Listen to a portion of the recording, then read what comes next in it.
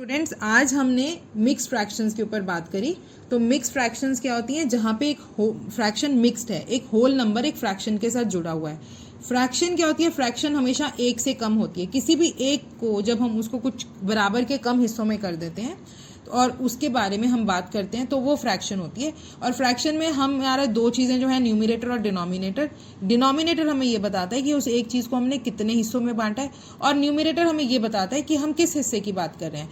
Obviously जैसे अगर हमने एक चॉकलेट को 5 हिस्सों में बांटा है, तो अगर मेरे को ये बताना है कि मैंने 2 हिस्से खा लिए हैं, अगर मुझे ये बताना है कि 2 कितने खाए हैं, तो मैं बताऊंगी मेरी आंसर होगा 2/5। लेकिन अगर मेरे को कोई पूछे कि आपने कितनी छोड़ी हैं, तो मेरा आंसर होगा 3/5।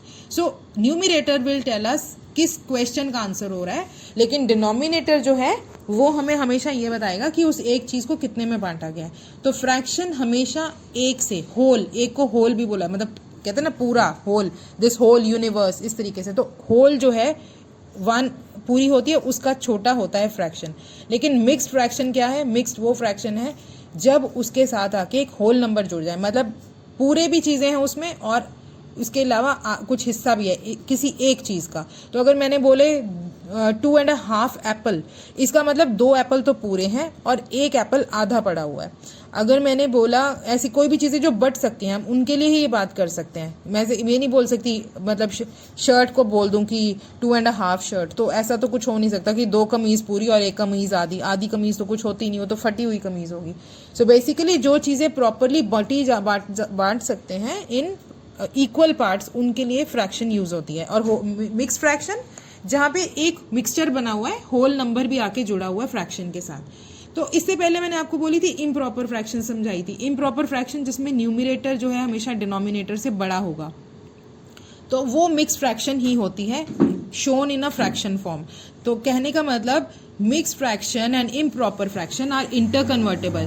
हम किसी भी फ्रैक्शन को उसमें शो कर सकते हैं, मिक्स्ड में भी और इम्प्रॉपर फॉर्म में भी। कैसे करते हैं? आपको कोई इम्प्रॉपर फ्रैक्शन मिली है, तो जैसे हमने अभी क्लास में कुछ एग्जाम्पल किए थे, मैं उन्हीं में से कोई एग्जाम्पल रिवाइज कर लेती हूँ।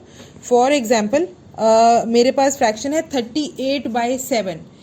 ये है इम्प्रॉपर फ्रैक्शन। इसको हम उस केस में, एक सेकेंड,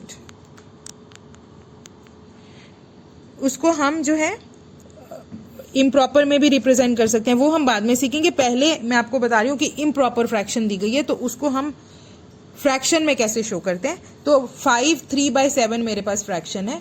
इसको कैसे करना है? आप मम्मी को याद कर लीजिए। किस तरह के से याद करना है? माँ कह के, और कुछ नहीं। क्यों? M for multiplication, A for addition, ये 2 चीजें हम इसमें करेंगे। तो 5 होल नंबर है और फ्रैक्शन फॉर्म है 3/7। डिनोमिनेटर 7 है, आपके आंसर में यही डिनोमिनेटर रहेगा।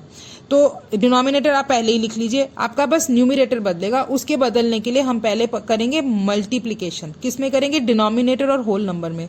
तो 7 5 35। उसके बाद हम उसमें करेंगे एडिशन, माँ का एडिशन। एडिशन किस में करनी है? जो आंसर आया है 35 जो है, तो 35 में हम 3 प्लस करेंगे, हमारा आंसर आ जाएगा 38।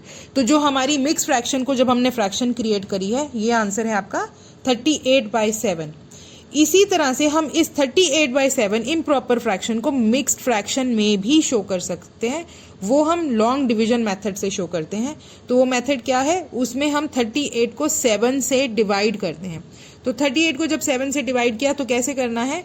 7 के टेबल में जो 38 का सबसे नियरेस्ट नंबर है, हमने वो वाला नंबर यूज करना है और उससे हमें 38 से माइनस करना है, क्योंकि 38 7 की टेबल में नहीं आता। इस केस में रिमाइंडर 0 नहीं आ पा रहा, तो हमारी मिक्स फ्रैक्शन बन के आएगी। तो डिनोमिनेटर तो वही रहने वाला है 7, क्योंकि 38/7 है, तो 7 आप डिनोमिनेटर समझ लो। अब होल नंबर क्या आएगा इसमें? होल नंबर वो नंबर होगा जिससे हम 7 को मल्टीप्लाई करेंगे 38 का नियरेस्ट नंबर लाने के लिए। तो 7 के टेबल में 38 का नियरेस्ट नंबर है 35। वो किससे आता है? 5 से। तो ये है हमारा होल नंबर। इसको इंग्लिश में कोशेंट बोलते हैं। ये 5 है, 5 से 35 आया। अब 35 को हमने 38 से माइनस जब किया तो हमारा आंसर आ गया 3।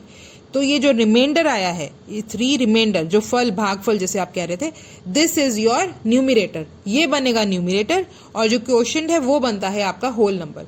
तो 38/7 को मिक्स फ्रैक्शन फॉर्म में आप लिखेंगे तो आप लिखेंगे 5 3/7। डिनोमिनेटर याद रहे वही रहेगा जो पहले था, वही डिनोमिनेटर रहेगा, उसको आप चेंज नहीं करेंगे, सिर्फ न्यूमिरेटर बदलेगा अगर आप मिक्स फ्रैक्शन बना रहे हैं और अगर आप मिक्स फ्रैक्शन से जो बना रहे हैं आप प्रॉपर इम्प्रॉपर सॉरी, और अगर आप इम्प्रॉपर की बना रहे हैं मिक्स फ्रैक्शन तो आपका एक होल नंबर निकल के आएगा और एक आएगा न्यूमिरेटर निकल के, डिनोमिनेटर हमारा सेम रहेगा।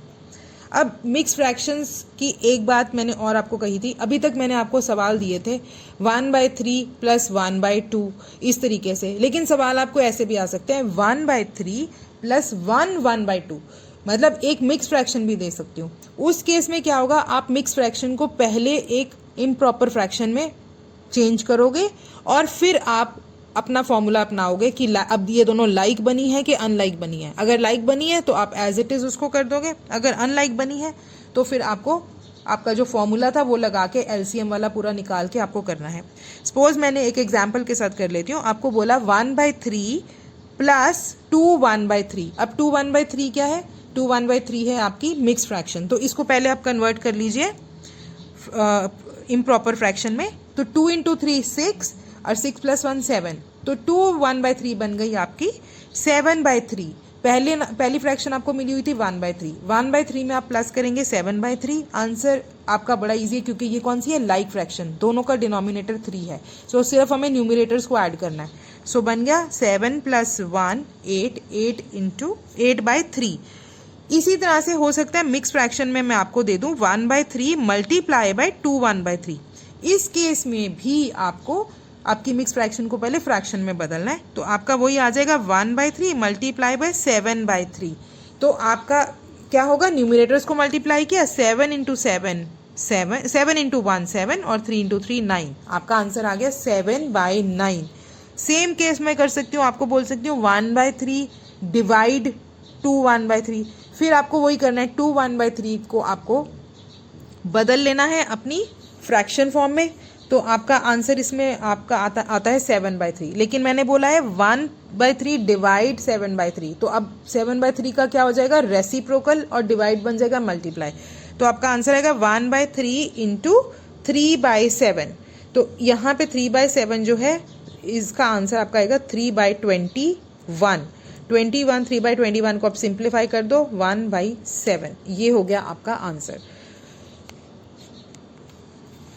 So this is I think one thing. एक चीज़ हमने और मैंने आपको बोली थी कि जहाँ जहाँ आप अपनी फ्रैक्शन को सिंप्लीफाई कर सको वहाँ पे आप उसको सिंप्लीफाइड फॉर्म में यूज़ कर सकते हैं अपनी फ्रैक्शन को।